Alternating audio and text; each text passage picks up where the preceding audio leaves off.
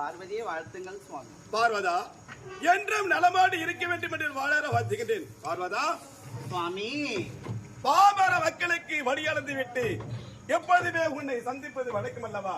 நானோ நீண்ட நாட்களாக பாமர மக்களுக்கு வழியளந்து விட்டு உன்னை வந்து சந்திக்கின்றேன்.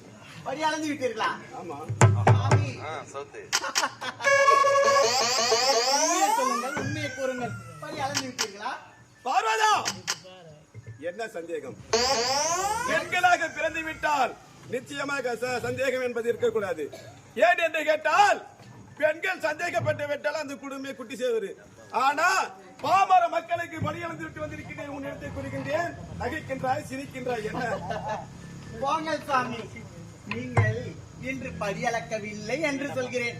ஓ, நான் படி அளக்கவில்லை என்று உனக்கு சந்தேகம் வந்து விட்டது. ஏதோ ஒரு சிறிய ஜீவராசியை மறந்து விட்டீர்கள் சுவாமி. பார்வதா, என்ன நீ கூறுகின்றாய்? ஒரு ஜீவனுக்கு படி அழைக்கவில்லை என்று கூறுகின்றாயே, நான் படி அழைக்கவில்லை என்று உனக்கு சந்தேகம் வந்து விட்டதா? பார்வதா, நிச்சயமாக நீங்கள் படி அளந்து விற்க மாட்டீர்கள். ஏனென்றால் நான் ஒரு சிறிய தங்க பேழையில் ஒரு சிறிய ஜீவன், எறும்பு என்ற சிறிய ஜீவனை அடைத்து வைத்துள்ளேன். அதற்கு இதுவரை என்னை மீறி யாரும் படி அளந்திருக்கவே முடியாது. பார்வதா, ஒரு தங்க பேழைக்குள்ளே ஒரு சிறிய ஜீவனை அழைத்து வைத்திருக்கின்றேன். அந்த ஜீவனுக்கு நீ படி அளந்திருக்கிறேன் என்பது உனக்கு சந்தேகம் வந்து விட்டது.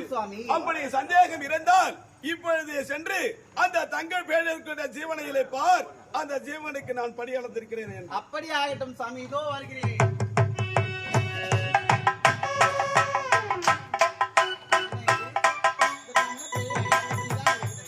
பார்ப்போம். சுவாமி சுவாமி சுவாமி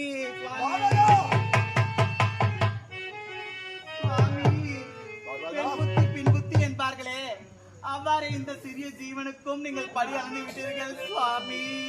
பார்வதா, அப்பொழுது நான் பல முறை எடுத்து கூறினேன், என்னை பற்றி நீ கேவலமாக நினைக்க வேண்டாம்.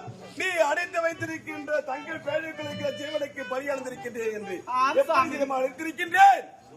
உனது அண்ணனாகிய அரியும் நானும் சிவனமாக சேர்ந்து அரிசி என்ற ஒரு உணவை அந்த ஜீவனுக்கு ஒரு பருக்கை உள்ளது சுவாமி. பார்த்தையா, இன்னும் என்ன சந்தேகம் இருக்கின்றது?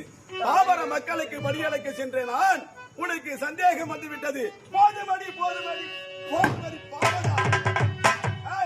இந்த உலகத்திலே இந்த சிவமயிலே அப்படியா? நிறுத்துங்கள் சுவாமி. ஏதோ இந்த ஒரு முறை நீங்கள் ஜெயித்து விட்டீர்கள் என்று இவ்வாறு அகந்தையுடன் மம்மதியுடன் பேசுகின்றீர்கள். நான் தான் இந்த உலகத்தில் சிறந்தவள், இந்த சக்தியே உயர்ந்தவள். எப்படி சொல்லுகின்றாய் சுவாமி? அதோ பார்த்தீர்களா, என்ன? ஒரு ஆலமரம். ஆமா. அந்த ஆலமரத்தில் ஒரு 2 கிளிகள் உள்ளது. அந்த 2 கிளிகள் கஞ்சி குழாவி கொண்டிருக்கிறது. அதில் 2 கிளிகளோட